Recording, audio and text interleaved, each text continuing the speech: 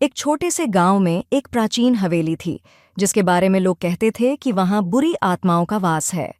हवेली सालों से वीरान थी, कोई भी रात में उस तरफ जाने की हिम्मत नहीं करता था।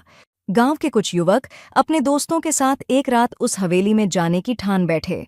उनका मानना था कि ये सब अंधविश्वास है और कुछ नहीं। वे चार दोस्त अजय, विक्रम, नीरज और रोहित हिम्मत करके आधी रात को हवेली की ओर निकल पड़े।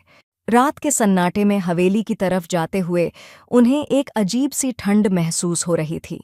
हवेली के दरवाजे पर पहुंचते ही उन्होंने देखा कि वह दरवाज़ा खुद ब खुद खुल गया। वो चारों अंदर घुस गए। जैसे ही उन्होंने अंधेरे में अपनी टॉर्च जलाई, वहां की दीवारों पर पुराने धब्बे और अजीब अजीब से निशान बने हुए थे। हवेली के हर कोने से एक अजीब सी सड़ांत आ रही थी। तभी अचानक एक कमरे से किसी के रोने की आवाज आने लगी। अजय ने अपने दोस्तों से कहा, लगता है कोई फंसा हुआ है, चलो देखते हैं। वो चारों उस आवाज की दिशा में बढ़ने लगे। जैसे ही वे कमरे के पास पहुंचे, दरवाजा खुद ब खुद बंद हो गया। चारों ने दरवाजा खोलने की कोशिश की, लेकिन दरवाजा टस से मस नहीं हुआ। अचानक कमरे में एक ठंडी हवा का झोंका आया और एक धुंधली आकृति उनके सामने प्रकट हुई। वो एक बूढ़ी औरत की आत्मा थी, जिसके बाल बिखरे हुए थे, आंखें लाल और चेहरा डरावना।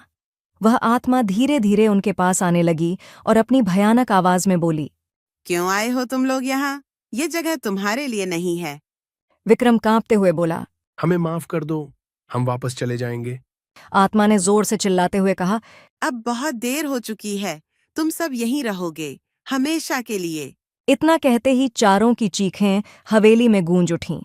अगले दिन सुबह गांव के कुछ लोग उन्हें ढूंढते हुए हवेली पहुंचे, लेकिन न तो वहां उन चारों का कोई नामो निशान था, न ही उनकी कोई आवाज।